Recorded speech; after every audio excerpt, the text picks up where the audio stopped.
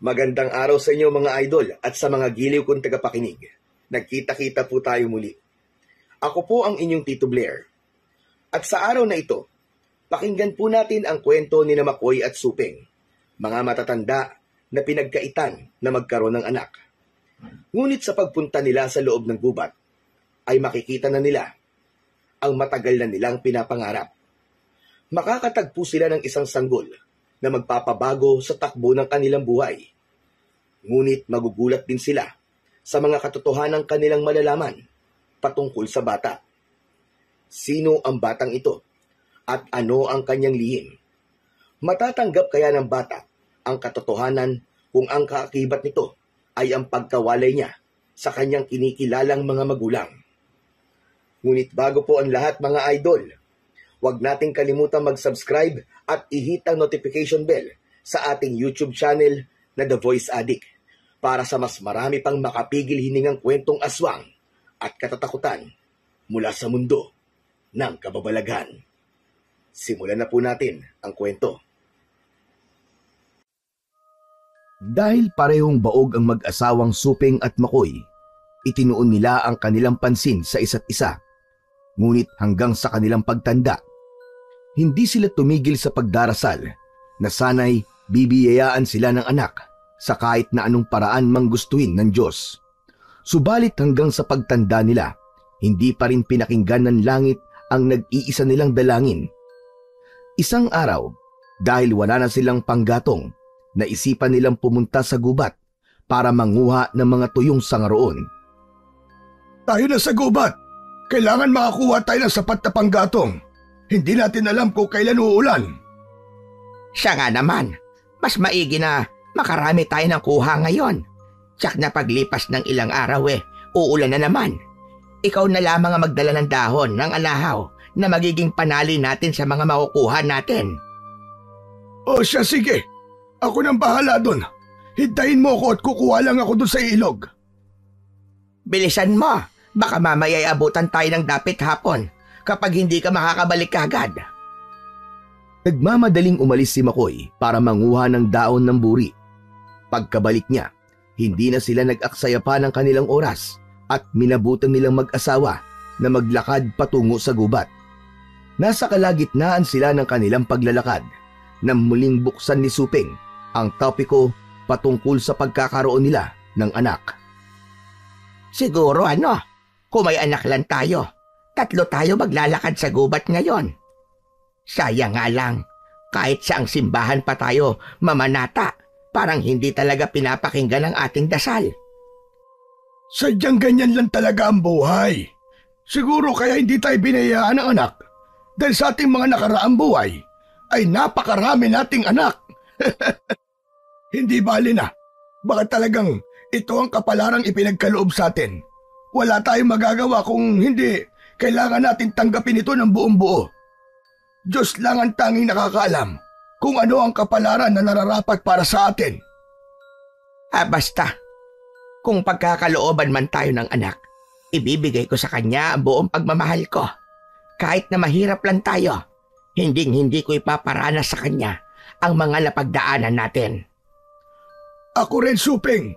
Pero malay mo, makakita pala tayo ng sanggol sa loob ng gubat.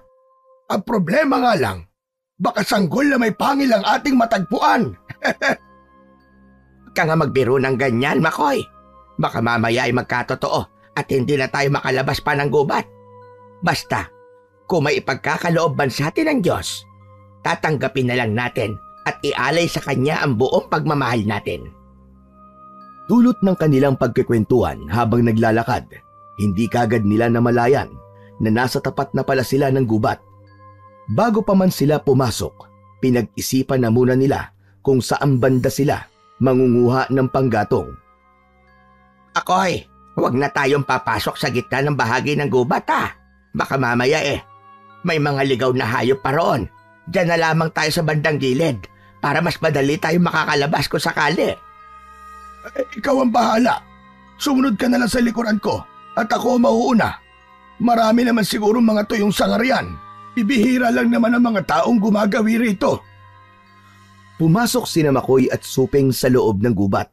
Sinalubong sila ng mga paghuni ng samot-saring ibon at kulisap, bagay na nagpapakalma sa kanilang dalawa. Agad din nilang iginala ang kanilang paningin sa paligid at pareho silang natuwa nang makitang maraming tuyong sangang nagkalat doon. Sige, dyan ka at pupunta naman ako sa banda roon. Tsak na makakauwi tayo nito kagad. Huwag kang lalayo, Makoy, ha? Baka mamaya sugurin ako rito ng mga ligaw na hayop. Basta, sumigaw ka lang na malakas para malaman ko kung nasa panganib ka. Matapos niyang magwika, nagmadali siyang tumungo sa bahaging itinuro niya sa kanyang asawa. Napangisi siya kagad nang makitang napakaraming nagkalat na tuyong sanga roon. Isinilansan niya yon hanggang sa halos kasing laki na ng drum ang kanyang naipong panggatong, saka itinali ng mahigpit. Ayos ito ah! Kahit na 1 linggo kaming hindi babalik sa gubat, hindi ito mauubos. Tamang-tama talaga ang pagpunta namin dito. Matapos na masiguro ni Makoy ang kanyang pagkakatali ng mga panggatong, tiningnan niya ang kinaroroonan ng kanyang asawa. Nakita niyang abala si Suping, kaya naman hindi na lang niya ito tinawag. Habang nakamasid sa kanyang asawa, sa hindi inaasahan ni Makoy ay may narinig siyang kaluskos sa hindi kalayuan. Tiningnan niya ang pinanggagalingan nun, ngunit wala naman siyang nakita. Hindi kaya ligaw na hayop yun? Kailangan na namin makauwi. Supeng! Itali mo na mga nakuha mong panggatong at kailangan na natin makauwi. Binuhat ni Makoy ang kanyang naisalansang panggatong, saka nagmadaling naglakad patungo sa kanyang asawa. Hindi pa man siya nakakatatlong hakbang, bigla niyang narinig ang pagsigaw nito. Makoy! Bilisan mo, dali! Bilisan mo! May ipapakita ako sa'yo! Ano ba yon? Teka lang at naririyan na ako. Nako, baka ahas ka na. Dumistansya ka. Kahit na may binubuhat na panggatong, patakbo pa ring lumapit si Makoy sa kanyang asawa. Nakita niyang nakaluhod yun habang may kung anong tinitingnan malapit sa malaking bato. Ibinaba na muna niya sa lupa ang buwat-buwat niyang panggatong, saka patakbong lumapit sa kanyang asawa. Teka, ano ba yan, Supeng? Bakit minamadali mo ko? Akala tuloy kung napano ka na. Pinakinggan na ng langit ang ating dasal, Makoy. Ngayon, may anak na tayo. Salamat sa Diyos. Salamat at tinupad niyo ang bagay na matagal na naming ipinagsasamo. Pagkalapit ni Makoy sa kanyang asawa, nakita niya na ang tinitingnan pala nito ay isang sanggol na lalaki na nakalapag sa mga tuyong dahon. Sa kanilang pagkawari, kakaluwal pa lang ng sanggol. Dahil preska pa ang pinagputulan ng kanyang pusod, nakangiti yun habang nakatitig kay Suping.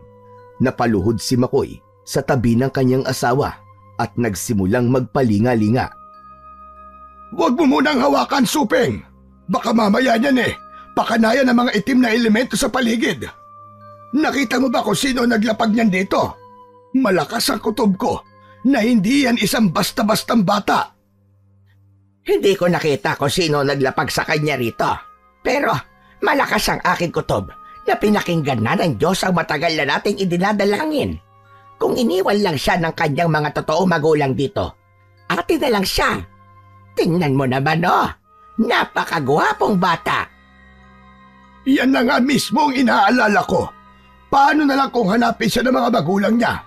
Darating ang panahon at hahanapin siya o kung hindi naman kaya siya maghahanap sa totoo niyang mga magulang. Ayo na lang. Kung hindi siya kayang panindigan ng kanyang mga magulang, tayo ang tatayong nanay at tatay niya. Natigil ang pag-uusap ng dalawa dahil sa biglaang pag-iyak ng sanggol. Bunsod nito, wala nang nagawa si Suping kung hindi ang kargahin nito, saka ipaghele. Pagkaraan lang ng ilang sandali, natahimik din ang bata at nakatulog. Tignan mo ang amo ng itsura niya. Pumayag ka na kasing maging anak natin ito. Halangan naman pabayaan natin ito rito. Maaatim ba ng konsensya mo kapag kinain ito ng mga mababangis na hayop? Ay nako! Sige na nga! Basta kung may lalapit sa atin at maghahanap sa batang yan, ibigay natin kagad. Mamaya baka kung ano pa ang gawin sa atin ng kanyang mga magulang kung ipipilit natin sa kanila na sa atin ang batang yan. Walang paglagyan ang tuwa ni Supeng nung pumayag si Makoy sa kanyang kagustuhan. Nakumbinsi silang walang kukuha sa sanggol at ipinagpalagay nilang sinadyang iwan ito ng kanyang mga magulang. Minabuti nilang umuwi na lang sa kanilang bahay. Karga ni Supeng ang sanggol na nooy napapahimbing sa pagtulog. Samantala, buwat naman ni Makoy ang pinagsamang panggatong na nakuha nilang mag-asawa. Habang naglalakad pa uwi, walang paglagyan ng kanilang tuwa ang dalawa. Laking pasasalamat din nila sa Diyos dahil dininig nito ang kanilang mga panalangin. Sa kanilang pag-uwi, minabuti na mag-asawa na magpahinga. Nang magising ang sanggol, minabuti nilang libangin ito.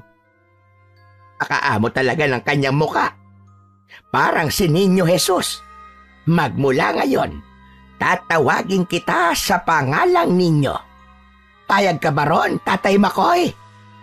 Oo na, Nanay Supeng. Totally, milagro rin naman ang pagkakatagpo natin sa kanya at ibinigay talaga siya sa atin ng Diyos. Magmula ngayon, ang batang yan ay tatawaging Niño. Si Niño na anak ni Makoy at Supeng. Napahagikgik naman ang sanggol dahil sa sinubukan nilang kilitiin ito. Kinarga yun ni Supeng saka sinayaw-sayaw na siyang naging rason para mas lalo pang tumawa ito. Alam mo, Makoy, ngayon lang ako nakaramdam ng ganitong kaligayahan sa tanang buhay ko. Kahit hindi man ito nagmula sa aking sinapupunan. Napakasaya ko dahil kahit sa ganitong paraan ay nagkaroon tayo ng anak. Kaya nga kailangan mapalaki natin siya na maayos, na may takot sa Diyos at may pagmamahal sa kapwa. Ayoko matulad siya sa ibang bata na halos labanan na ang kanilang mga magulang. Basta, hanggat nasa atin pa ang batang ito, anak natin siya. Bahala na ang tunay niyang mga magulang kung kukunin nila ito o hindi. Basta anak natin si Niño. Kahit naman mawawalay siya sa atin, kung tutuusin anak pa rin natin siya. Hindi man natin siya kadugo, pero sa puso natin at isipan, bunga siya ng ating pagmamahalan. Pero, sino kaya ang nag-iwan sa sanggol na ito doon sa gubat, nga? Wala naman tayong nakitang lumapit sa bahagi na yon kung saan tayo nangunguha ng panggatong. Hindi ko nga rin alam May narinig akong kaluskos kanina, pero napakalabo namang yun na nag-iwan ng bata sa gilid ng bato. Di sana nakita mo yon. Tinuring nilang parang tunay na anak si Niño. Hindi nila ito hinayaang magutom at hindi rin sila pumayag na madampian ito ng mga insekto. Halos ang sanggol ang siyang nagbibigay buhay sa munting tahanan ng mag-asawang Makoy at Supeng. Sa paglipas ng mga buwan, mas lalo pang napalapit ang loob nila sa sanggol. Naging salitan sila sa pagbabantay roon tuwing gabi. Tuwing umaga naman, naiiwan sa bahay si Supeng at ang sanggol. Isang umaga, habang nagkakape. Wala ka bang napapansin sa mga nagdaang gabi, ha, Makoy? Wala naman. Bakit ba? Pakiramdam ko kasi, may nagmamatsyag sa atin. May mga naririnig akong pagyabag sa labas ng bahay. Minsan nga parang may sumisilip sa bintana. Ay, sus! Guni-guni mo lang yan. Gising ako kagabi, pero wala naman ako napansing presensya sa labas. Baka nagkataon lang na may mga aso kung anumang hayop na gumagala na napunta rito sa atin. Hindi ko alam, pero may nauulinigin akong mahinang paghuni ng tiktik. Hindi kaya inaaswang tayo, Makoy? O baka naman ang ating anak? Nako, ewan ko ba? Basta nag-aalala ko at hindi ako mapakali. O sige. Mamayang gabi, magmamatsyag ako sa paligid. Titignan natin kung talaga may umaaligid na aswang sa ating bahay. Huwag kang mag-alala. Hinding-hindi ko papayagan na may mangyaring masama sa inyo ni Niño. Maraming salamat, Makoy. Pasensya ka na at natatakot ako para sa ating anak. Alam mo naman na simulat sa puli, duwag na talaga ako. Napaisip si Makoy sa sinabi ng kanyang asawa. Nakaramdam na rin siya ng pagkabahala para sa kanilang anak. Alam din niya na si Ninyo lang ang posibleng rason ng mga aswang para balik-balikan ang kanilang bahay. Dulot ng kanyang nalaman mula sa kanyang asawa, minabuti niyang maghanap ng baging ng makabuhay at isinabit yon sa mga bintana at pintuan ng kanilang bahay. Hinasa niya ang kanyang itak para may panlaban siya kung sakali mang sugurin sila at bulabugin ng aswang. Nang matapos niyang gawin ang paghahanda para sa aswang, napagpasyahan niyang magpahinga muna. Naabutan niyang ipinaghihili ni Suping ang kanilang anak. Oh, umiiyak na naman ba yan? Oo, Makoy. Ewan ko nga ba sa batang ito. Parang palagi na lamang iritable pagdating ng takip silim. Sa tuwing papalapit kasi ang alas 6, parang nag-iinit ang kanyang katawan. Ano kaya kung dali natin siya sa albularyo? Baka malaman natin doon kung sino talaga ang kanyang mga magulang. Albularyo baka mo? Baka mas lalo lang pag-interesa ng bata. Baka hindi lang aswang ang umaligid sa kanya, kundi pati na rin ang mga tao na gustong magkunwari na sila ang tunay na magulang ni Ninyo. Mas maigi na kung tayo na lang ang aalam kung ano talaga nangyayari sa kanya.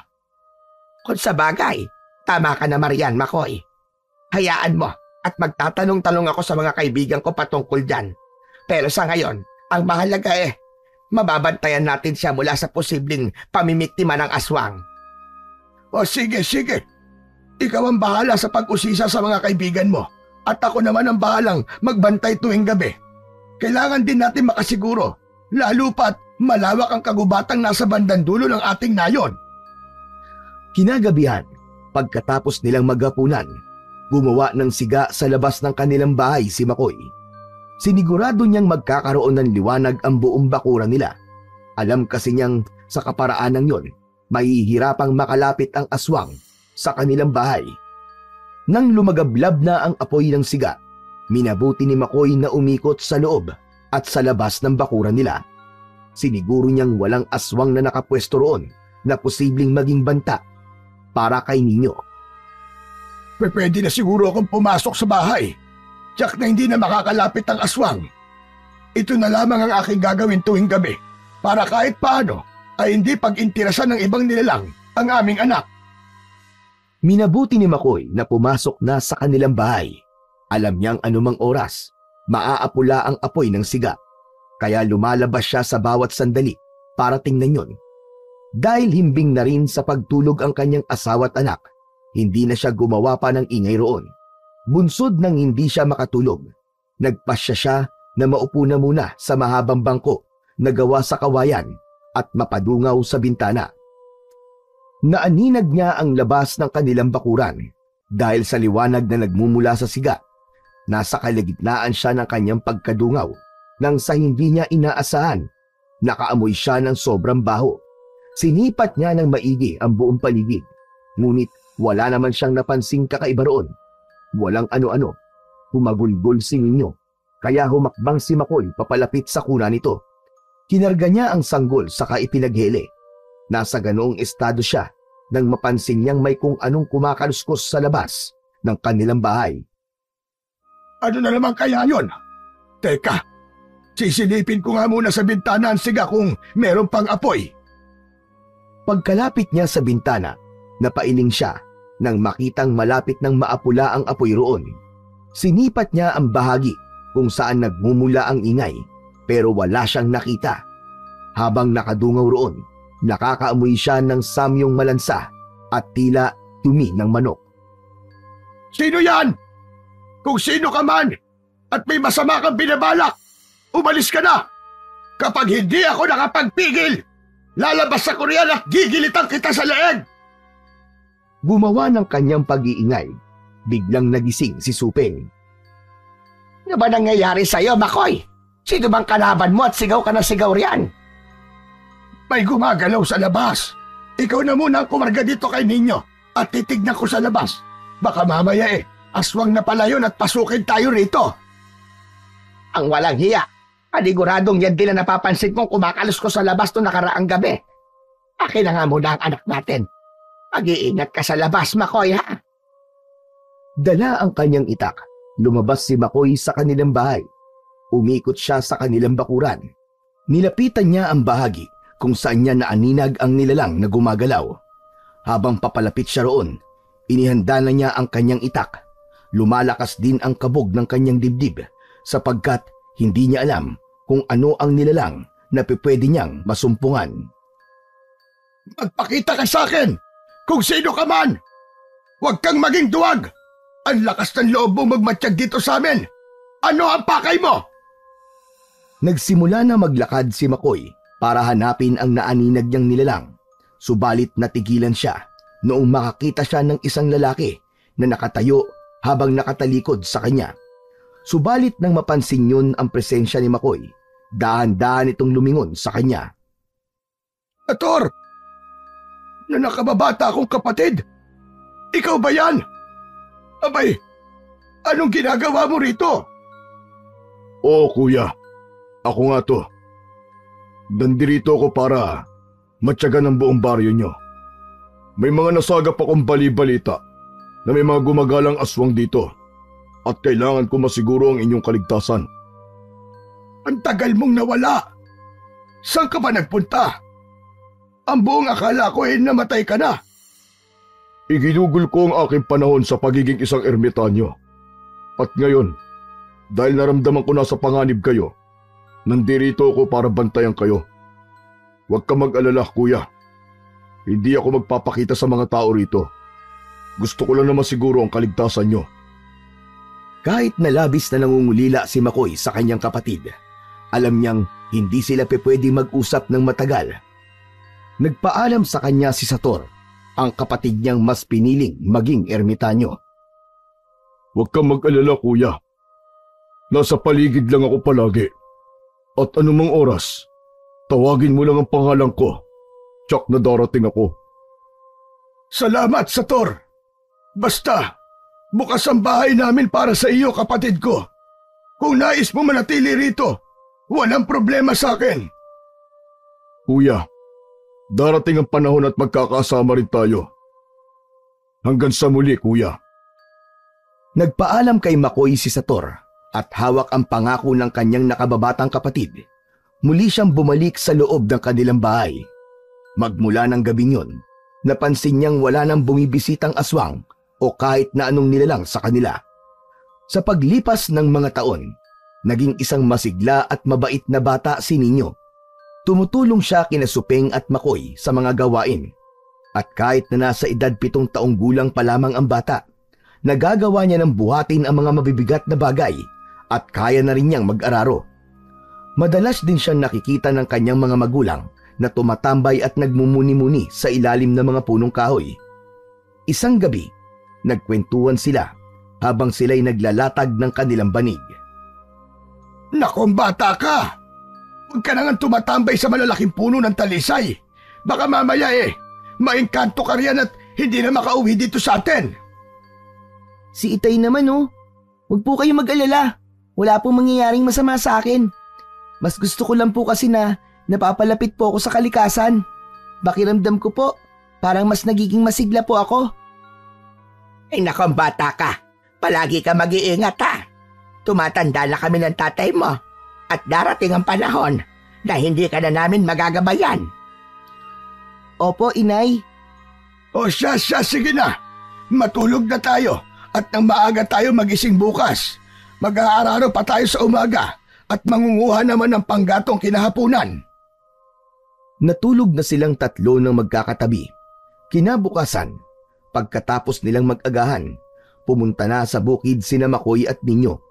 Hila ni Makoy ang alaga nilang kalabaw na ginagamit nila sa pag-aararo. Samantalang nakasakay naman sa likuran ng hayop si Ninyo. Habang binabaybay nila ang daanan patungo sa kanilang bukirin, may napansin si Ninyo sa hindi kalayuan. Itay! Mukhang may kung anong nakahandusay sa hindi kalayuan Parang may kung anong umatake ron. Tingnan muna natin. Ano ka mo? Sa banda? Sandali lang at ako na lalapit doon. Hawakan mo na lang itong tali ng ating alaga at huwag kang aalis dyan kahit anong mangyari. Nilapitan ni Makoy ang bahaging itinuro ng kanyang anak. Hindi naman mapakali si Ninyo at minabuti niyang sundan ang kanyang ama. Pagkalapit nila roon, pareho silang nagulat nang makita nila ang isang taong wala ng buhay at nakahandusay sa damuhan. Kinilabutan silang pareho sapagkat nakita nilang wakwak ang tiyan nito at wala nang mga lamang loob. Tayo na anak, huwag na natin pansinin yan. Bahala na ang ibang makakakita riyan kung ano ang kanilang gagawin dyan. Hala, bakit po itay? Ano ba nangyari dyan? Sino po yan at sino ang gumawa sa kanya niyan? Hindi ko alam. Halika na anak, baka tanghalian tayo at hindi na natin matatapos ang ating gawain sa bukid. Huwag mo nang pansinin yan at kalimutan mo na lamang. Hindi natin alam kung ano nangyari dyan at wala rin tayo nakita. Sige po. Tayo na at na makauwi na tayo kagad. Umalis silang dalawa roon. Mabilis silang tumungo sa kanilang bukirin at sinimulan na nila ang kanilang trabaho. Subalit kahit na naging abala na si Nino sa kanyang ginagawa, hindi niya maiwasan na maalala ang nakita niya sa damuhan. Kinilabutan siya roon at napaisip na nasa panganib sila. Alam kong hindi pa rin nawawala sa isipan mo na laking nakita natin. Pero wala kang dapat na ipangamba. Walang mangyayari sa atin hanggat matibay ang ating paniniwala sa Poong May Kapal. Ang iniisip ko lang po, baka kung anong ligaw na hayop ang gumawa nun at baka hindi lang tayo ang nasa panganib. Siguro po, nasa peligro na rin ng iba pa nating mga kanayon. Ano pong dapat nating gawin, itay?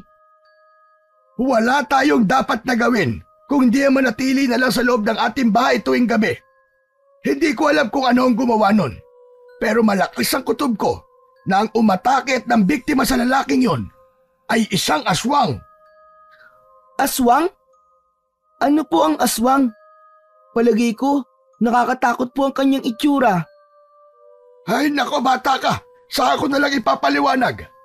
Basta ang kailangan nating gawin, isara nating maigi ang mga bintana at pintuan para hindi tayo mapasok ng aswang. Opo. O sige na, tapusin na muna natin ito at nang makauwi na tayo. Ipinagpatuloy nilang dalawa ang kanilang gawain hanggang sa tuluyan nilang makatapos. Noon din, umuwi sila ng kanilang bahay para makapagpananghalian at makapagpahinga. Bandang 3:00 ng hapon nang maisipan nilang magtungo sa gubat para manguha ng mga panggatong. Dala ang kanika nilang itak at panali na dahon ng buri. Dumiretso na sina Makoy at Nino sa loob ng gubat. Ngunit dahil wala na ganong tuyong sanga roon, nagpasya sila na tumungo sa pusod ng gubat. Natuwa naman silang dalawa nung makita nilang may mga tuyong sanga roon. Itinuon nila ang kanilang pansin sa pangunguha at pagsalansan ng mga panggatong. Nawili na si Nino sa pangunguha at hindi niya namalayan na nakalayo na pala siya sa kanyang ama. Naku, nasan ba si tatay? Mukhang napalayo na yata ako sa kanya. Itay! Itay! Iginala ni Nino ang kanyang paningin sa paligid, pero wala siyang ibang nakikita kundi ang mga naglalakihang puno. Itay! Huwag mo akong iwan dito, itay! Kailangan kong mahanap si tatay. Kailangan kong... Natigilan si Nino sa kanyang pagsasalita nang makakita siya ng 2 ahas na tila naglalaban sa kanyang unahan. Marahan siyang napaatras at sa hindi niya inaasahan. Natisod siya at bumagsak sa lupa. Halos lumundag ang puso niya sa takot, pero nang mapalingon sa kanya ang mga ahas ay parehong napayuko ang mga ito. Nakampante rin siya. Napaisip siya kung bakit tila sinaluduhan siya ng mga ahas at parang natatakot ito na umalis. Nang mawala na ang mga ito, napatayo si Nino sa kasinimulang hanapin ang kanyang ama. Ngunit kahit saan man siya lumingon at magmatsyag, walang palatandaan na naroroon ang kanyang tatay Makoy. Nasa kalagitnaan siya ng kanyang paglalakad nang may marinig siyang yabag sa kanyang likuran. Kala ko po nawawala na po ako at hindi na niyo ako babalikan. Pasensya na po kayo. Sa paglingon ni Nino, nagulantang siya nang malaman niya na hindi niya ama ang may gawa ng mga yabag na kanyang narinig. Isa itong lalaki na may mahabang balbas at nakasuot ng gutay-gutay na damit. May tungkod ito at may mga suot na napakaraming medalyon. Sino po kayo? Maaari niyo po ba akong tulungan para mahanap po ang tatay ko? Ako si Sator. Ako ay isang galang ermitanyo. Ang laki mo na pala. Maaari kitang ihatid sa bahay niyo. Pero sa isang kondisyon. Anong kondisyon? Magkakilala ba kayo ng aking amang si Makoy? Basta po ipangako niyo pong ihatid niyo po ako sa aming bahay. Oo, ako mismo maghahatid sa iyo. Pero alam mo ba, nakita kita kanino nung yumuko sa iyo ang 2 ahas. Alam mo bang makamandag ang mga ahas na yon? Isang tuklaw lang nila sa iyo. Mamamatay ka na pagkalipas lamang ng ilang minuto. Ano? Talaga po? Hindi ko nga rin po alam kung bakit po sila yumuko sa akin at kung bakit natakot sila sa akin. Alam ko ang posibleng dahilan. Pero ipangako mong susundin mo ang aking sasabihin sa iyo. Pagkatapos ito, ihahatid na kita sa inyong bahay. Ano po ang ipapagawa niyo sa akin? Tapusin na po natin para makauwi na po ako. Paniguradong hinahanap na po ako ng aking mga magulang. Halika, pumunta tayo ron. May gusto lang akong subukan. At nang malaman natin ang rason kung bakit natakot sa iyo mga ahas na nakita mo. Sumama si Ninyo sa lalaking nagpakilala sa kanyang Sator. Pagkaraan ng ilang minutong paglalakad, nakarating sila sa tapat ng maliit at mababaw na hukay na halos isang talampakan lang ang lalim. Teka, ano pong gagawin natin dito? Kunin mo ang malakamaong bato na yan at ilibing mo sa mababaw na hukay. Pagkatapos ay banggitin mo ang katagang sasabihin ko ng 3 ulit. Saka mo suntukin ang bahaging pinaglibingan mo ng bato. Napatango si Ninyo at ibinaon niya ang bato sa mababaw na hukay. Sambitin mo muna ito ng 3 beses habang nakakuyom ang iyong palad. Hutlay, hutlay, mamunglay, kahit bato man o kahoy ay durog. Pagkatapos, gaya ng sinabi ko, suntukin mo ang pinaglibingan ng bato. Sige po. Hutlay, hutlay, mamunglay, kahit bato man o kahoy ay durog. Hutlay, hutlay, mamunglay, kahit bato man o kahoy ay durog. Hutlay, hutlay, mamunglay, kahit bato man o kahoy ay durog. Matapos sambitin ni Ninyo ang orasyon, nakaramdam siya ng kakaibang enerhiya. Pakiramdam niya'y binalot siya nito, kaya natigilan siya. Agad naman siyang sinabihan ni Sator na magtiwala sa Diyos at sa kanyang sarili. Sa kanya suntukin ang ibabaw ng pinagbukayan niya.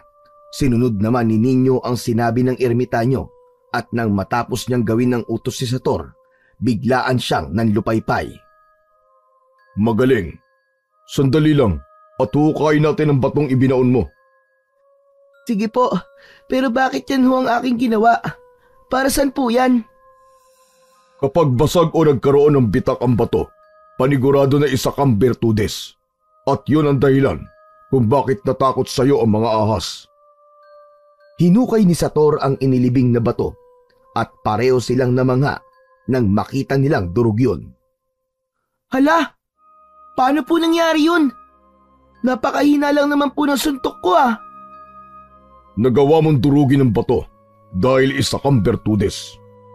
Ipinanganak kang nakakapagpagana ng orasyon kahit na hindi mo pa ito debosyonan. Bibihira lang ang kagaya mo, kaya ingatan mo ang iyong sarili na huwag magawi sa kasamaan. Ikaw ang magiging pinakamatinding kalaban o pinakamalakas na kakampi ng mga masasama. Teka po, hindi ko po naiintindihan Ano po bang ibig niyong sabihin? Wala naman po akong mga kalaban. Napakabata ko pa po para isipin po mga kaguluhan. Huwag kang magmadali, iho. Darating ang araw at maiintindihan mo rin ang aking sinabi. Ikaw lang din ang makakasagot ng tanong mong yan sa tamang panahon. Habang nasa ganoong sitwasyon sila, napansin nilang naging mabilis ang pagdilim ng paligid. Nagpalinga-linga rin ang ermitanyo na parang may napapansing kakaiba roon. Halika na, at ihahatid na kita. Delikado tayo rito. Hindi ko kagad na malayan na may nakamasid sa atin. Nakamasid? Sino po? Mga aswang. Paniguradong aasamin nilang makuha ka. Kahit na anong mangyari, wag na wag kang sasama sa kanila. papatayin ka lang nila. Minabuti ni Sator na kargahin si Ninyo sa kanyang likuran. Nang masigurado niyang hindi mauhulog ang bata, nagmadali siyang umalis sa kanilang kinaroroonan. Kumapit ka lang na maigi. Mas bibilisan ko pa ang aking pagtakbo para hindi tayo maabutan ng mga aswang na yon.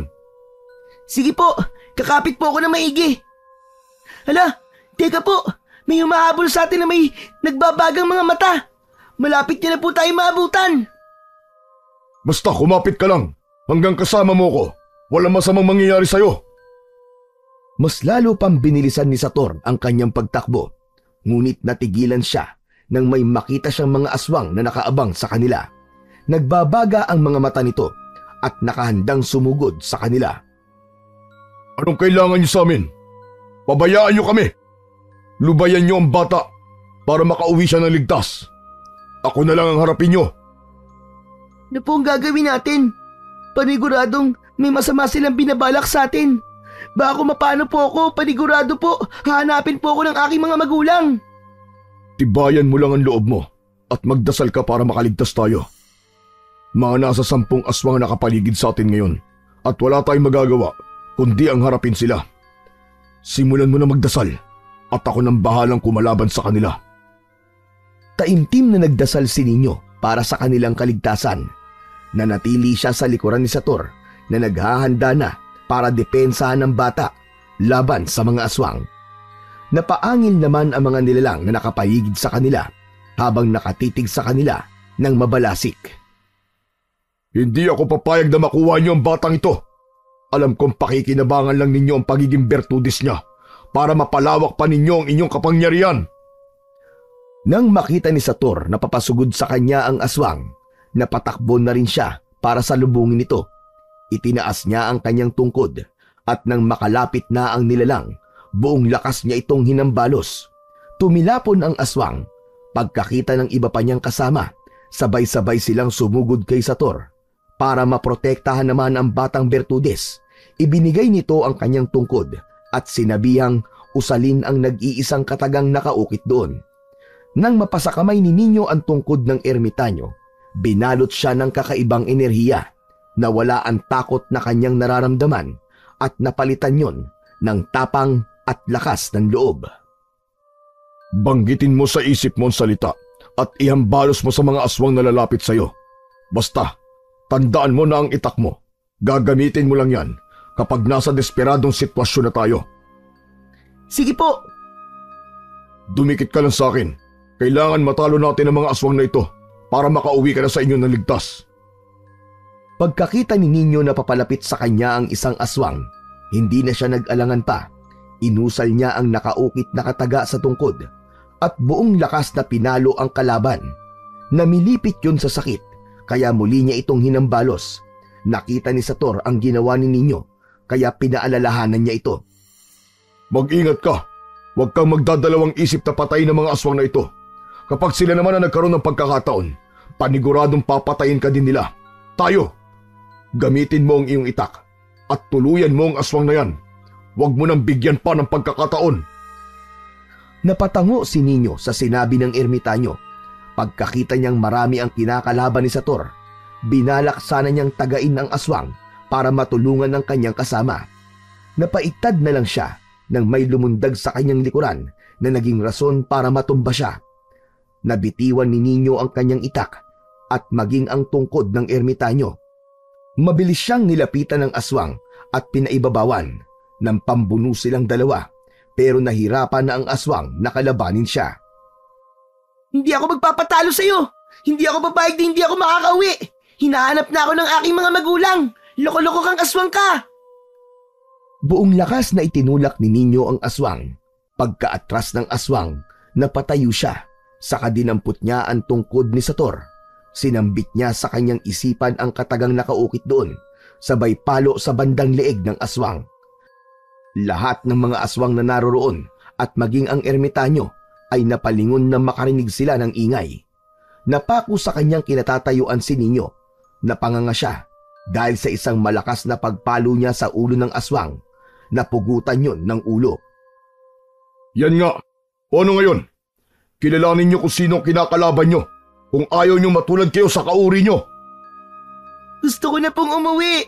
Hinahanap na po ako ng aking mga magulang. Pauwiin niyo na po ako. Dinampot ni Nino ang kanyang itak at nagsimulang maglakad papalapit kay Sator. Nagsiatrasa naman ang mga aswang sa takot na baka pati sila ay patayin ni Nino. Ngayon, alam na ninyong lahat ang potensyal ng batang ito. Siguradong wala ni isa sa inyo mangangas na kalabanin siya. At sa oras na malaman kong kinakanti nyo ito, titiyakin kong papatayin ko ang buong angkan nyo. Ito na po ang tungkod niyo. Iatid niyo na po ako sa bahay. Hinahanap na po ako ng aking mga magulang at panigurado nag-aalala na po sila sa akin. Narinig nyo ang bata? Hayaan nyo siya makauwi. Walang haharang sa amin. Dahil ang kung sino man ang pipigil sa amin, mamamatay. Natakot ang mga aswang sa banta ni Sator at mas pinili nila na pabayaan silang dalawa ni Nino. Isa-isa silang umalis sa harapan ng dalawa at nang wala na ang mga aswang, nagpatuloy sila Nino at Sator sa kanilang paglalakad hanggang sa matanaw na nila ang bahay ni Suping at Makoy. Kahit na dito niyo na lang po ako iatid, hindi na po ako natatakot. Ang pinag-aalala ko lang po, baka na bahala si nanay at tatay. Hindi. Hayaan mo akong iatid ka hanggang sa bahay nyo. Ako mismo magpapaliwanag sa ama mo kung ano nangyari para maunawaan ka niya. Pero... Wala nang pero-pero. Pumayag ka na para makasigurado tayo sa iyong kaligtasan. Walang nagawa si Nino kung hindi ang pumayag. Pagkarating nila sa tapat ng kanilang bakuran, agad na tumawag ang bata. Nagpaligsahan naman sina Suping at Makoy sa pagbaba para salubungin siya. Ay nako, ano nangyari sa'yo at bakit ngayon ka lang umuwi? Hanap ng hanap ang ama mo sa'yo, pero hindi ka niya nakita. Ang buong akala namin ay napano ka na, anak. Mabuti na lang at nakauwi ka rito ng ligtas. Sabi, sino ba naghatid sa'yo? Bago pa man makapagsalita si Nino, napatitig na si Makoy sa kanyang kasama. Sa unong pagtitig ay hindi niya nakilala ang kasama ng anak niya. Pero makaraan ng ilang minuto, napagtanto niya kung sino yun. Ikaw ba yan, Sator? At tagal nating hindi nagkita. Hindi ko man lang nalaman na naririto ka lang pala sa ating bayan. Ang buong akala ko, nasa ibang lugar ka at doon ka nananatili. Oo, Kuya Makoy, ako nga ito. At kagaya ng aking sinabi ng huling pagkikita natin, sinubaybayan ko kayo. Kaya nga kahit hindi ko man ito nakilala ng lubos ang batang to, alam ko rin ninyo ang kanyang pangalan. Oh, ninyo ang kanyang pangalan. Ang bilis nga ng panahon at halos magwawalong taon na siya. Oo ba narinig ko, Makoy? Kapatid mo siya. Oo, mahal kong asawa. Siya ang aking nakababatang kapatid na si Sator. Nagkahiwalay lang kami dahil mas pinili niya maging isang ermitanyo. Abay kung gayon, hindi ka basta-basta tao. Pero, paanong pala nakita itong anak namin at naiatid mo dito? Ano ba nangyari? Magsasalita sana si Nino, pero sinenyasan siya ni Sator na manahimik. Sinunod naman niya ito at mas piniling yumakap sa kanyang ina. Mahabang kwento eh. Nakita ko siyang umiiyak sa loob ng gubat, kaya minabuti kong iuwi siya rito. Abay teka, bakit may bahid kayo ng dugo? Ito ba? Wala ito, kuya. Mantsa lang ito mula sa nahulog na bunga na hindi ko matukoy na puno. Mantsa baka mo? Eh bakit ang lansa? Magsabi ka nga ng totoo sa akin, Sator. Ano ba talaga nangyari sa inyo? Hindi yan mantya, Makoy.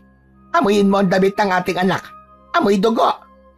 Nako ninyo, kung saan-saan ka sumusuot. Ano na lang kung napahamak ka? O sige, Kuya Makoy. Sasabihin ko na ang totoo. Pero pwede bang pumasok na muna tayo sa bahay nyo? Pagod din kasi ang anak nyo eh. Pumasok silang apat sa bahay ni Makoy. Pagdating nila roon, hindi na naglihim pa si Sator. Sinabi niya ang lahat-lahat ng nangyari na naging rason para mapatulala ang mag-asawa. Kuya, isang bertudes si ninyo at kailangan mapangalagaan niyo siya. Kung hindi nga siguro ako dumating, baka tinangay na siya ng mga aswang. Hindi basta-basta ang anak nyo at tiyak na hahabulin siya ng mga aswang. Diyos ko po, ano bang mas maigi naming gawin? Kaya siguro kahit nung bata pa yan marami lang umaaligid sa bakuran namin. Nawala lang yon nung dumating ka na at sinabing magbabantay ka palagi sa paligid namin. Huwag kayong mag-alala kuya. Gagabayan ko siya para mas mahasa pa niya ang kanyang kakayahan. Sa ganung paraan, malalaman na ninyo kung paano niya makokontrol ang kanyang taglay na kapangyarihan. O sige, ipagkakatiwala namin siya sa iyo. Dumito ka na lang sa aming bahay at nang maturuan mo siya ng mga bagay na dapat niyang malaman. Alagaan mo siya, kagaya ng pag-aalaga namin sa kanya. Oo kuya, ako nang bahala sa kanya. Alam ko kasing hindi magtatagal at lulusubin tayo ng mga aswang, kaya kailangan na rin natin maganda. Diyos na mahabagin! Huwag naman sanang ipahintulot ng langit na sinabi mo. Hindi ko alam kung ano ang aking gagawin kung susugurin tayo ng mga aswang. Huwag ho kayo mag-alala ate. Hindi ko kayo pababayaan. Marahil sa pagdating ng panahon na yan, malakas na si Ninyo at kayang-kaya niya kayong pangalagaan. Sana nga. Pero nag-aalala pa rin ako para sa anak namin. Baka hindi niya kayanin ang mga pagsasanay na gagawin niyo. Pabayaan na lamang natin si Sator. Alam niya ang kanyang ginagawa, Supeng. Basta, patuloy pa rin natin gagabayan at aalagaan ang anak natin. Hindi rin natin alam kung kailan tayo kukunin na may kapal. Huwag ka naman magsalita ng ganyan kuya. Mabubuhay pa kayo na matagal. At masasaksiyan pa ninyo na magkaroon ng apo mula kay ninyo. Napatitig si Sator sa bata at parang may kung anong emosyon ang sasabog sa kanyang kalooban. Matapos ng kanilang naging usapan, nagpasya silang apat na maghapunan. Hinayaan na muna nilang nakatulog si Ninyo bago magkwentuhan patungkol sa mga nangyari. Nasa kalagitnaan sila ng kanilang pagkikwentuhan nang matahimik si Sator at napatulala. May problema ba? Bakit bigla ka natahimik? Hindi ko alam kung paano sasabihin sa inyo. Pero... Ano ba ang gusto mong sabihin? Sige na at makikinig kami ng ate mo. Basta, huwag kayo mabibigla. Sana pagkatapos ninyong malaman ng totoo, hindi niyo ako itatakwil. Wala naman akong balak na agawin sa inyong bata. Parehong napakunot ng noo ang mag-asawa. Ano bang ibig mong sabihin? Sige na, hindi kami magagalit at hindi magbabago ang tingin namin sa iyo. Sige na, Sator. Sabihin mo na sa amin ang gusto mong sabihin. Naghihintay kami. Napatitig si Sator sa mag-asawa, saka ito napayuko. Kasi nung pumunta kayo dito sa gubat dati, nakita kong lungkot sa inyong mga mata. Naisip ko na marahil dahil yun sa kawalan nyo ng anak. Kaya nung gabing pinatay ng mga aswang ang aking minamahal, wala akong nagawa, kundi itakas ang sanggol. Alam kong tutugisin siya ng mga aswang. Dahil ang kanyang ina ay siyang anak ng pinuno ng mga aswang. At nang makita ko kayo, naisip kong sa inyo na lang ipagkaloob ang sanggol para mabantayan ko rin siya at mas nakakasiguro ko na mamahalin niyo siya. Kung gayon, ikaw ang taong ama ni Ninyo. Bakit ka pa bumalik dito? Balak mo bang bawiin ang anak mo? Aba, hindi namin siya ibibigay sa'yo. Maghunos dili ka, Supeng. Ang nais lang ni Sator ay ang mapangalagaan natin ng tama ang bata. Pero dahil sa kalagayan ni Ninyo, kailangan natin ang gabay ni Sator dahil siya lang ang nakakaalam ng patungkol sa mga ganoong bagay. Tama ka kuya. Wala akong balak na bawiin sa inyo si Ninyo. Nakikita ko lang na masaya siya sa piling nyo at masaya rin ako doon. Ang akin lamang, huwag niyo akong pagbawalan na lumapit sa bata. Sa paraang yun, mas mauhubog ko siya at magagabayan sa tamang landas ng espiritual. Pero magagawa ko lang yun kapag wala na mga aswang na nagiging banta sa kanya at sa ating lahat, mga aswang na kadugurin mismo ni Ninyo. Sige, pumapayag na ako. Pero dapat hindi malaman ng bata ang totoo. Masyado pang maaga para sa kanya ang katotohanan. Sige ate, sa ngayon, Ang kailangan lang nating gawin, magabayan siya at maprotektahan laban sa mga aswang. Pagkatapos ng kanilang naging usapan, nagpasya silang magpahinga na muna. Kinabukasan, nung magising si Nino, nagtaka siya kung bakit wala na roon ang ermitanyo. Nung makita naman niyang nagkakape sa labas ng kanilang bahay ang kanyang mga magulang, naglakad siya papalapit sa mga yon. Itay? Inay? Bakit wala na po si Tiyo Sator? Umalis po ba siya? Gising ka na pala, anak. Oo, kanino nung magising ako, nagpaalam siya aalis na raw. Biglaan kasing nag-iba ang kanyang plano, pero babalik din naman daw siya. May pinapabigay nga pala siya sa'yo. Inabot ni Makoy ang tungkod ni Sator na sinadya nitong iwan para sa bata. Ang tungkod niya? Talaga bang ibinigay niya to sa akin? Kung alam niyo lang kung gaano kalakas ito. Napangiti na lang ang mag-asawa nang makita ang tuwa sa mga mata ng bata. Naupo na rin sa tabi nila si Nino at nagsimula na magkwento si Makoy patungkol sa kabataan nila ng kanyang kapatid. Magiliw namang nakinig si Nino sa kanyang ama at sa pakiramdam niya, mas lalo pang sumigla ang kanyang katawan. Dumaan ang mga araw at linggo pero hindi pa rin bumabalik si Sator. Naging panay na ang pagdungaw ni Nino sa bintana para abangan yon. Subalit magmula nung hindi na nagpakita sa kanila si Sator, madalas na nakakaramdam ng kakaibang init sa katawan si Nino. Hindi niya alam kung ano ang dahilan nun, pero sa bawat araw na dumadaan, kinakabahan siya. Isang gabi, habang himbing sa pagtulog ang kanyang mga magulang, biglaang naalimpungatan si Nino.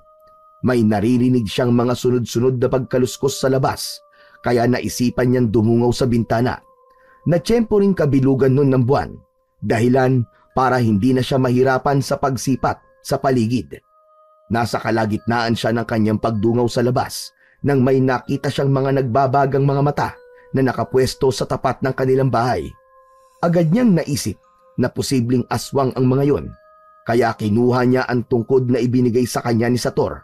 Walang ano-ano, may narinig siyang pamilyar na boses sa labas. Si Tiyo Sator yun ah! Bumalik na siya! Ninyo, bumaba ka rito at may ibibigay ako sa'yo. Madali ka. Nakaramdam ng pananabik si Nino. Walang pagdadalawang isip siyang bumaba sa kanilang bahay. Dala ang tungkod ng ermitanyo. Nang naroon na siya, iginala niya ang kanyang paningin sa paligid. Nagtaka siya dahil sa biglaang pagkawala ng mga mapupulang mga mata. Narito ako sa labas ng bakuran nyo. Halika rito. Sige po, Tiyo Sator! Mapunta na po ako dyan! Nagmadaling lumabas si Nino. Nang naroon na siya, iginala niya ulit ang kanyang paningin sa paligid. Subalit wala roon ang presensya ng kanyang Tiyo Sator. Akmang tatawagin na sana niya ito nang biglaang lumundag sa kanyang harapan ang 10 aswang. Umalibot ang mga yon sa kanya habang panay ang pag-angil. Alam ni Nino na nasa peligro siya, kaya inihanda niya ang kanyang hawak na tungkod. Nasaan si Tiyo Sator? Niloloko ba niyo ako? Natigilan si Nino sa kanyang pagsasalita at napabaling ang kanyang atensyon sa kanilang bahay. Bigla kasi siyang nakarinig ng malakas na kalabog at sinundan yun ng pagsigaw ng kanyang mga magulang habang tinatawag ang kanyang pangalan. Ninais sana ng batang Bertudes na bumalik sa loob ng kanilang tahanan, ngunit umatake sa kanya ang isang aswang na naroon. Walang nagawa si Nino kundi ang protektahan ng kanyang sarili kahit pa na wala siyang alam sa pakikipaglaban. Nagdasal siya na sana'y magkaroon siya ng lakas. Pagkatapos nito, inusal niya ang katagang nakaukit sa tungkod. Pagkalapit sa kanya ng aswang, buong lakas niyang pinalo yun ng tungkod. Isang malakas na paghiyaw ang namutawi sa mga labi ng aswang at kasabay nun, tumilapon siya sa iba niyang mga kasamahan. Kung hindi kayo aalis dito at papabayaan na lang kami mamuhay ng tahimik, papatayin ko kayong lahat! Tinawanan lang siya ng mga aswang. Napailing naman si Nino at nang makita niyang papalusob sa kanyang pwesto ang 3 aswang, mabilis niyang inilagan ang mga ito. Bago pa man siya masunggaban ng mga aswang, inihanda na ni Nino ang hawak niya. Nang sandaling yun, pakiramdam niya'y gumaan ng sobra ang kanyang katawan. Pagkalapit sa kanya ng isang aswang, pinalo niya ito sa ulo at naging dahilan yun para mabuwal sa lupa ang aswang. Nakita ng dalawa pang aswang ang ginawa ni Nino, kaya lumundag ang dalawa patungo sa kanya. Mabilis na paatras si Nino at hinambalos niya ng tungkod ang aswang sa bandang tiyan. Napaungol ang aswang at namalipit sa sakit. Bunsod nito, buong lakas siyang pinalo ni Nino sa likod na siyang naging dahilan para tuluyan siyang mapadapa sa lupa. Sinunggaban naman siya ng isa pang aswang at binalak na kagatin. Ngunit bago pa man nito magawa ang kanyang nais, itinarak na ni Nino ang tungkod sa bunganga ng aswang. Agad din niyang hinugot yon, pero bago pa man may kung anong gawin ng aswang, itinarak niya sa bandang dibdib ang tungkod.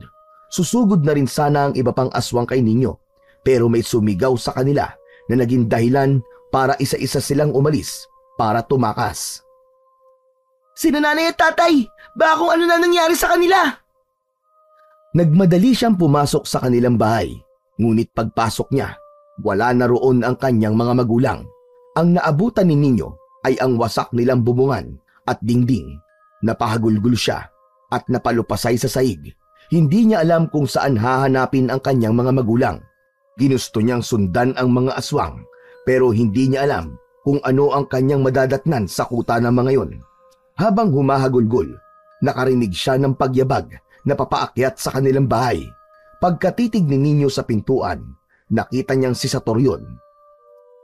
Ano nangyari rito? Bakit wasak ang dingding at bubong nyo? Nasaan ang mga magulang mo? Tinangay po sila ng mga aswang. Hindi ko po alam kung anong pinaplano ng mga yun. Basta-basta na lang po silang sumugod dito at nang harapin ko po sila, pinasok nila ang bahay namin saka dinukot sina nanay at tatay. Mga demonyo talaga sila. Malamang, gusto nilang pumunta tayo sa kuta nila para magamit ka nila. Ikaw ang magiging susi para mas lumakas ang kapangyarihan ng bagong pinuno nila at siyak na gagawin nila ang lahat. Makuha ka lamang. Ano na po ang gagawin natin, Tiyo Sator? Baka patayin po sila ng mga aswang. Huwag kang mag-alala. Dumito ka lang at susundan ko ang mga aswang. Alam ko kung saan sila nagkukuta. Ililigtas ko ang iyong mga magulang. Ayoko pong maiwan dito. Sasama po ako sa inyo. Gusto ko pong tumulong. Kanina nga po, hinarap ko magkisama ang aswang at parang may kung anong enerhiyang bumalot sa katawan ko. Hindi man lang po ako natakot sa kanila. Napakadelikado para sa isang bata na kagaya mo. Kahit na isa kang bertudes, bata ka lang at hindi pa sapat ang kakayahan mo para matalo mo ang mga aswang na yon. Malalakas sila. Hindi! Ayoko! Hindi po ako papayag na maiwan dito. Nakasalalay po rito ang buhay ng aking mga magulang. Sige na po. Sasama po ako sa inyo, Tiyo Sator. Tutulong ako. Gusto kong iligtas ang aking mga magulang. O sige, gamitin mo ang tungkod mo at akin naman ang itak ko. Walang nagawa si Sator. Minabuti niyang basbasan si Nino para maging mas malakas ito at magkaroon ng kabal sa kakunat sa katawan. Pagkatapos ng maikling ritual, binigyan ni Sator ng isang medalyon si Nino. May pinainom din siyang banal na tubig kay Nino. Nang sa gayon, hindi ito madaling magutom at mauhaw. Ang medalyong yan ay magiging medium mo sa iyong gabay. Sa tulong yan, mas magiging malapit ka sa kanya at gagabayan kanya sa lahat ng pagkakataon.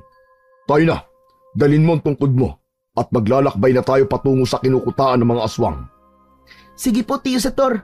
Handa na po ako para sa aking paglalakbay. Alam ko pong sa tulong nyo, makakaya nating iligtas ang aking mga magulang. Dahil sa naging basbas ng ermitanyo kay Nino, mas lalo siyang nagkaroon ng lakas ng loob. Alam ni Sator na ang ginamit niyang basbas ay mataas na uri ng karunungan at inilipat niya ang kakayahan ng isa sa mga ninuno nilang mandirigma, kaya kampante siya na magagawa niyang mapagtagumpayan ang laban nila sa aswang. Kahit pa na walang sapat na pagsasanay ang batang Bertudes, naglakbay silang dalawa at umakyat sa dalawang bundok. Hindi naging alintana kay Nino ang matarik na daanan dahil ang nasa isipan niya ang kanyang mga magulang. Noong lumaon, nakarating sila sa isang nayon na napapaligiran ng bakod na gawa sa kung anong baging. Nandirito na tayo. Kailangan nating mag-ingat. Malakas ang pandama ng mga aswang at anumang sandali, malalaman nila ang ating presensya. Sumunod ka lang sa akin. Sige po, Tiyo Sator. Pumasok sina Ninyo at Sator sa loob ng kuta ng mga aswang habang payukong naglalakad. Napatakip sa kanyang ilong ang batang Bertudes dahil sa malansang amoy ng paligid. Dahil hindi naman kataasan ng bakod, hindi sila nahirapang makapasok doon. Nang nasa loob na sila ng kuta, iginala nila ang kanilang paningin. Nagmatsyag sila sa paligid hanggang sa may narinig silang yabag na papalapit sa kanilang kinaroroonan. May mga aswang na papalapit. Magtago ka at haharapin ko sila. Nariyan na sila, Tiyo. 4 sila. Pagtulungan na lang natin sila para madali natin sila maitumba. Inihanda ng dalawa ang kanilang sarili sa paglapit ng 4 na aswang. Nang nasa tapat na ng kanilang pinagtataguan ng mga ito, lumabas sina Ninyo para harapin ng mga ito.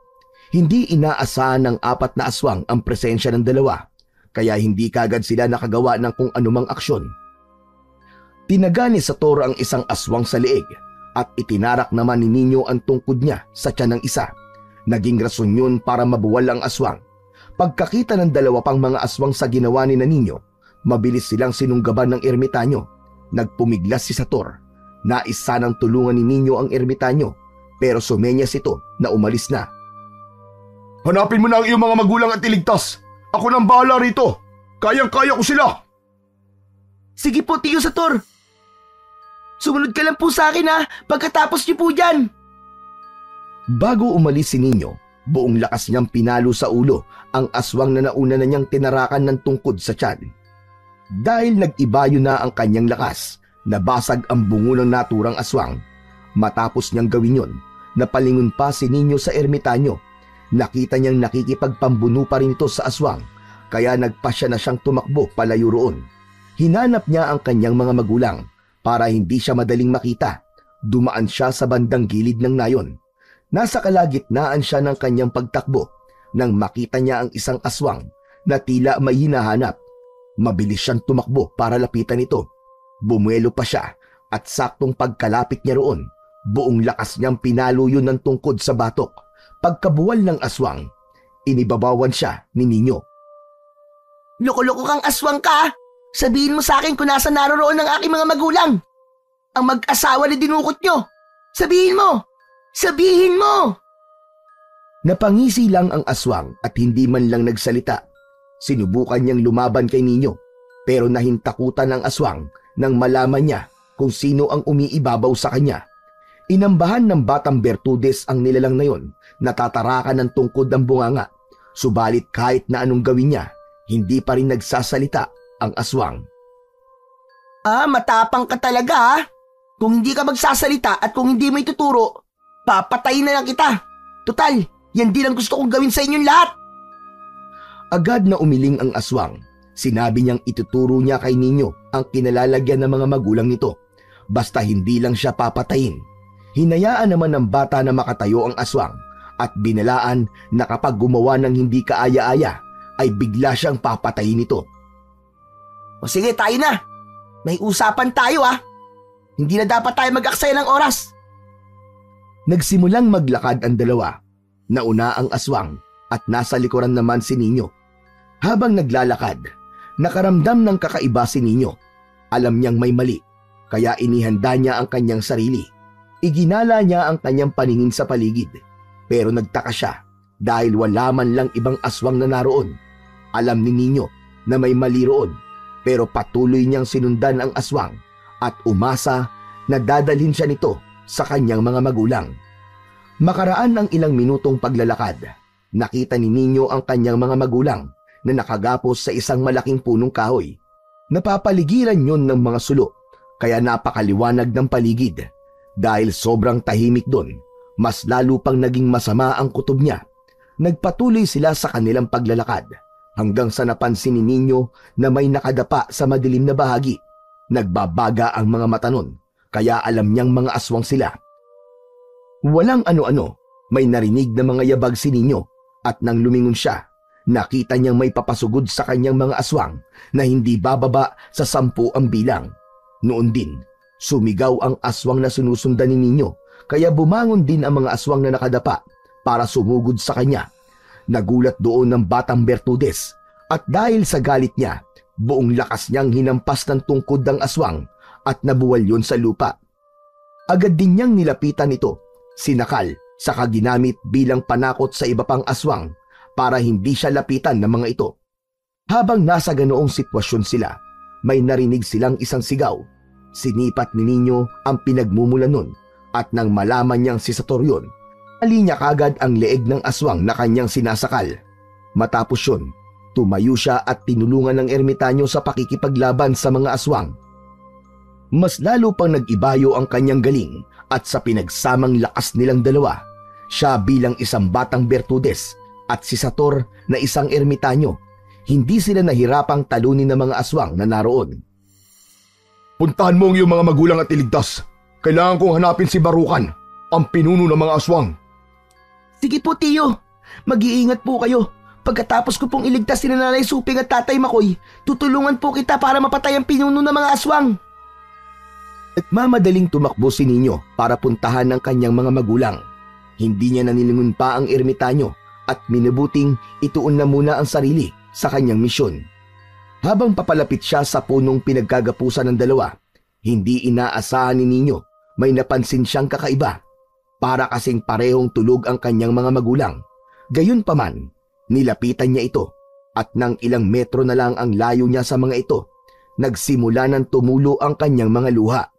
Nakita niyang duguan ng dalawa at parehong nakayuko. Nakita rin niyang wakwak ang dibdib ng kanyang ina at may mga kalmot naman ang kanyang ama.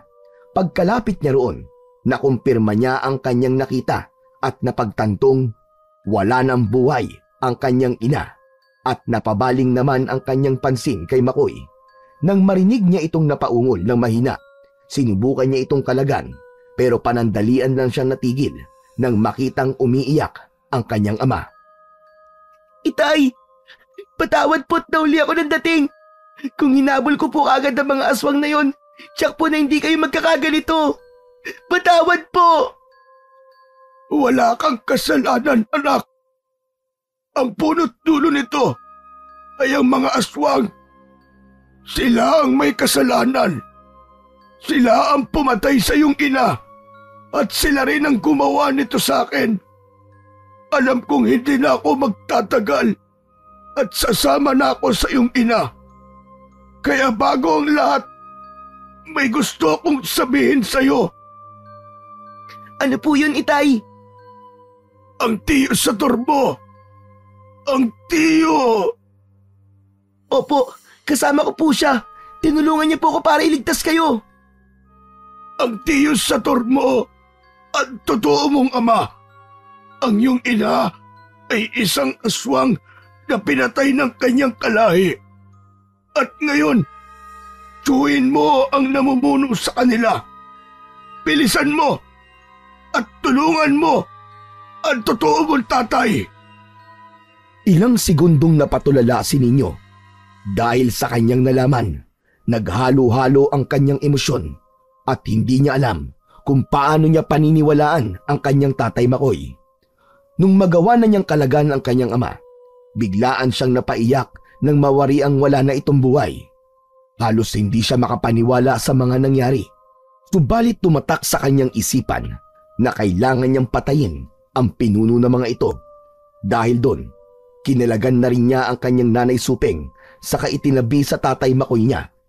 Matapos niyang gawin yon, nagmadali siyang umalis para hanapin ang ermitanyong si Sator na siyang tunay niyang tatay.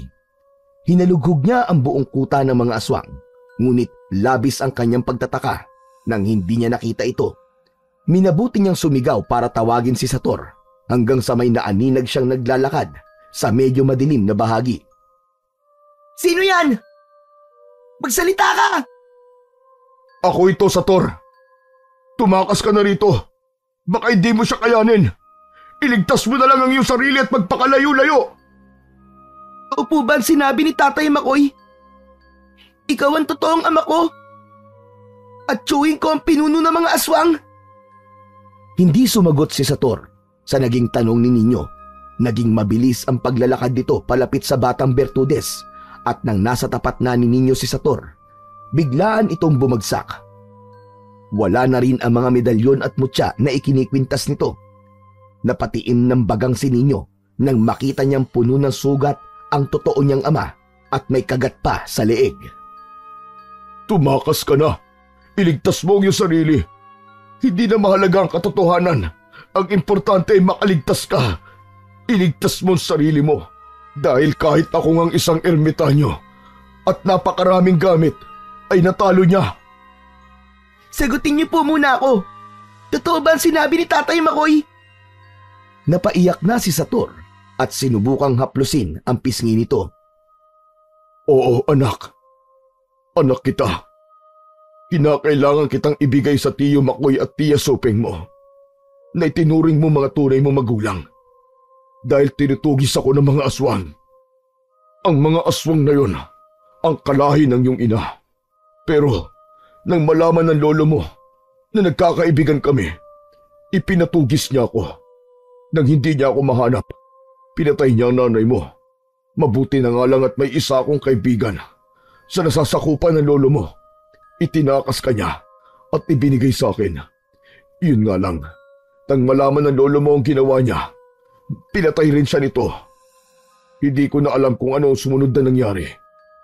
Nalaman ko na lang ng Tiyo Barukan mo ang naging pinuno ng mga aswang. Mga hayop sila. Papatayin ko sila. Ipaghihiganti ko si Inay, si Nanay Suping at Tatay Makoy. At maging ikaw, Itay. Tumakas ka na lang dito. Bilang ama mo, sundin mo ang gusto ko. Yun ang huling pakiusap ko sa iyo, anak. Hindi po. Ipaghihiganti ko kayo. Hintayin niyo lang po ako dito at babalikan ko po kayo dito. Sandali lang po.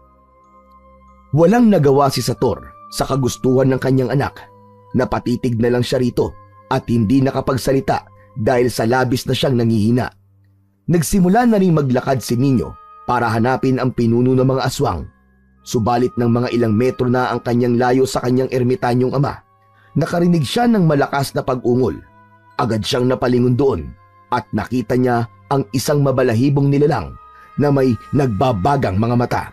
Nakatayo ito habang pilit niyang inaalalayan sa pagtayo si Sator. Sino ka? Bitiwan mo ang ama ko! Demonyo! Ako ang kalabanin mo! Ikaw na pala ang aking pamangkin. Ano ba ang pangalan mo? Alam mo bang matagal na kitang pinasusubaybayan? Ngayon nandirito ka na. Handa ka na ba na isalid sa akin ang likas mong kapangyarihan? Hindi kita tsuhin, hayop ka! Wala akong tsuhing demonyo! Bitiwan mo ang aking ama at ako ang harapin mo! Sige na anak, tumakas ka na. Bago pa mahuli ang lahat, huwag mo na akong intindihin. Tumahimik ka, mahinang ermitanyo! Ikaw ang mahina. Kung talaga malakas ka, hindi ka papatol sa mahina at sugatan. Tayo ang maglaban at alamin natin kung sino mas malakas sa ating dalawa. Napangisi ang pinuno ng mga aswang at binitiwan niya si Sator. Sa isang pagkisap ng mga mata ni Nino, mabilis itong tumakbo para sugurin siya. Iniangat naman ng batang Bertudes ang tungkod na hawak niya sa ere at kasabay nun, nagdasal siya ng taimtim. Naalala niya ang sinabi ng kanyang tunay na ama na kaya niyang magpagana ng mga orasyon sa anumang lengguwahe. Kaya yun ang kanyang ginawa. Saktong pagkalapit ng aswang, buong lakas niyang pinalo yun sa ulo. Hindi naman inaakala ni Barukan ang lakas ni Nino, kaya biglaan siyang napalupasay sa lupa. Muli pa sanang papaluin ni Nino ang pinuno ng mga aswang, pero sa isang pagkisap ng kanyang mga mata, nawala ito. Iginala niya ang kanyang paningin hanggang sa may naramdaman siyang enerhiya sa kanyang likuran. Bunsod nito, gumulong siya sa lupa para ilagan yon. Nang lingunin niya yon, napagtanto niyang ang pinuno yun ng mga aswang. Ilang beses pa silang nagsagupaan at ilang beses ding tumilapon si Barukan. Gayunpaman, hindi ito sumuko sa pag-atake kay Nino. Si Nino naman, hindi rin natinag sa pinuno ng mga aswang. Maliban sa lakas niya bilang isang Bertudes, humuhugot din siya ng lakas sa kanyang tatay Sator, Tatay Makoy at Nanay Suping. Ang hina mo pala eh! Inaakala ko pa naman na malakas ka dahil hindi hamak na mas bata ako kaysa sa'yo. Sige pa, sumugod ka pa at nang malaman natin kung hanggang saan ang kaya mo. Dali, sugod! Napaangil ang aswang at nanggalaiti kay Ninyo. Nang makita naman ng batang Bertudes na balak ni Baruca na sumugod sa kanya, inihanda niya ang kanyang sarili. Ilang sandali pa, nang makita ni Ninyo na papasugod sa kanya ang aswang, buong bilis niyang itinarak sa lupa ang kanyang tungkod.